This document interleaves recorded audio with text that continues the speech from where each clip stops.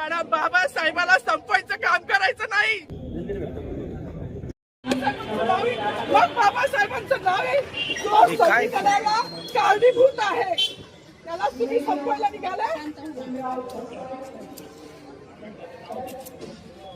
पालकमंत्र्यांची फार मोठी चूक आहे मॅडम, माफी मागणार नाही, पण पालकमंत्र्यांनी त्यांची ही चूक पत्रात घ्यावी. नाही आता राहू दे, जसं तसंच राहू दे.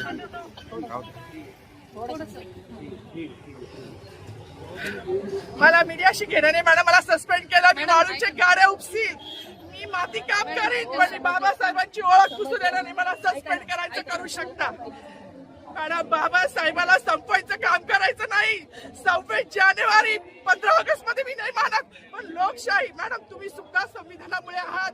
पालकमंत्री सुद्धा पालकमंत्री संविधानामुळे आहे. कोणताही जाती भेद नाही, सगळी समानता त्यांनी दिली आहे. आमचे कानातुरत होते बाबासाहेबांचं नाव आता तरी भाषणात येईल, मग तरी भाषणात येईल.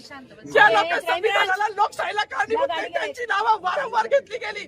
मग जो संविधानाला कारणीभूत आहे तो प्रजासत्ताक दिनाचा जो मानकरी आहे त्याचं नाव भाषणात का नाही. कोणाची गाडी आहे?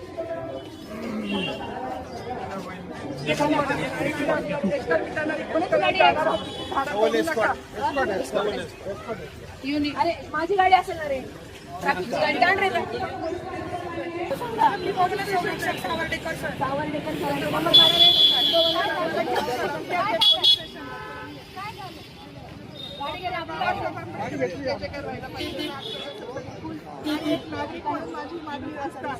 सांगितलं पाहिजे ना, सांगायला पाहिजे.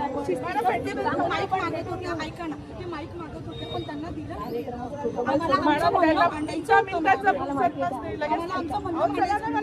ऐका ना, आज खाकी वर्दी असेल किंवा आपण इथं कोणापुढे वर्दीवर मतदान करू शकतो,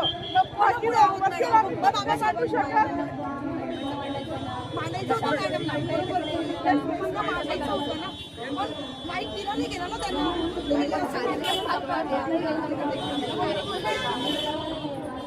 चला ना मॅडम, मी स्वतः येते मॅडम. मान्य करते.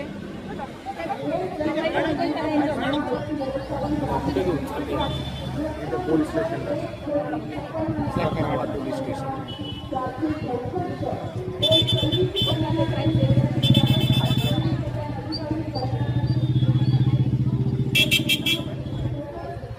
ठिकाणी गोंधळ घातला होता. नेमकं ऑर्डर राहिला असेल, पण तसा काही माझा कुठलाही हेतू नव्हता.